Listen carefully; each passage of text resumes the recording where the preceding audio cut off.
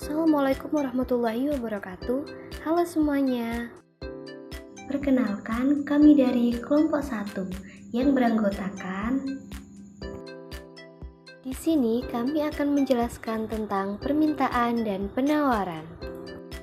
Pernahkah kalian mendengar tentang permintaan dan penawaran dalam ekonomi? Jadi, mari kita bahas lebih lanjut. Yang pertama ada penawaran. Secara umum, istilah penawaran diartikan sebagai jumlah barang atau jasa yang tersedia di dalam suatu pasar. Nah, penawaran bisa terjadi karena adanya keinginan seseorang melakukan produksi dengan disertai dengan ketersediaan bahan baku dan kemampuan produsen untuk mengolah yang akhirnya menimbulkan terjadinya penawaran.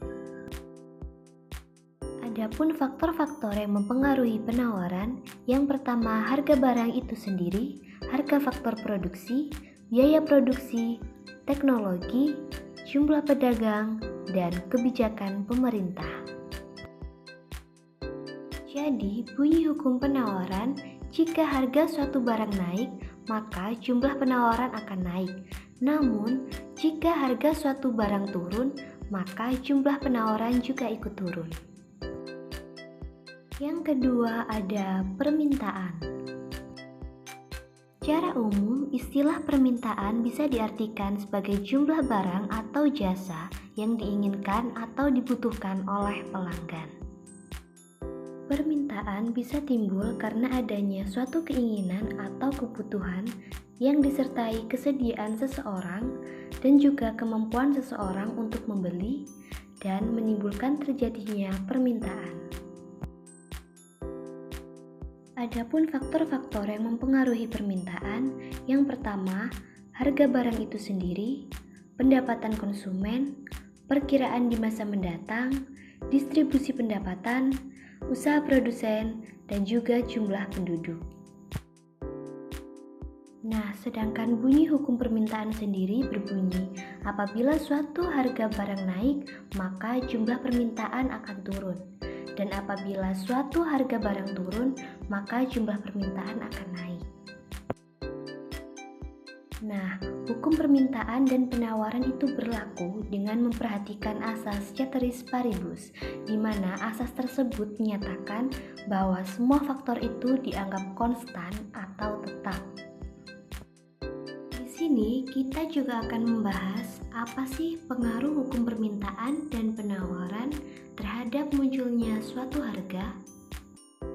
Yuk coba ilustrasikan dengan contoh berikut.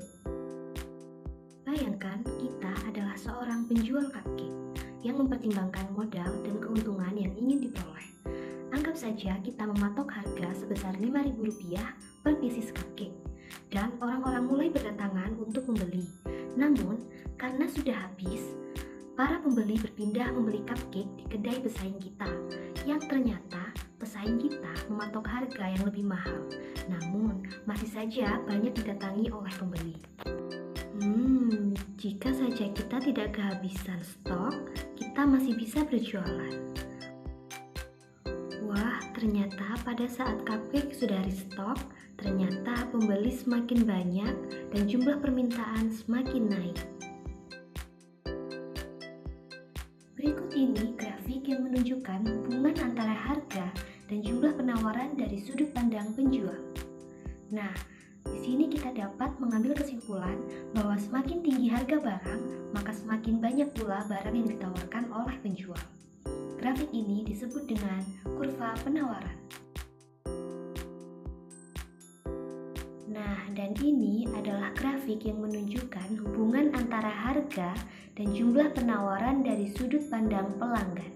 Di sini kita dapat mengambil kesimpulan bahwa semakin tinggi harga suatu barang, maka semakin rendah pula permintaan. Tetapi, jika harga barang semakin murah, maka permintaan akan bertambah. Grafik ini disebut dengan kurva permintaan. Yuk kita bandingkan antara kurva penawaran penjual dengan kurva permintaan pelanggan. Bisa kita lihat bahwa arah keduanya berlawanan. Nah, di mana penjual ingin mengambil keuntungan lebih banyak, sedangkan pelanggan ingin mendapatkan harga yang lebih murah. Nah, ada saat di mana keinginan tersebut bertemu, yaitu pada titik equilibrium.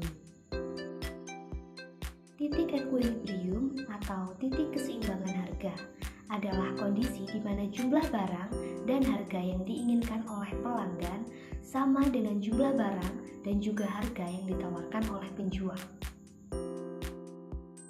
Nah, dari materi yang sudah kami jelaskan, semoga bermanfaat dan mudah dimengerti.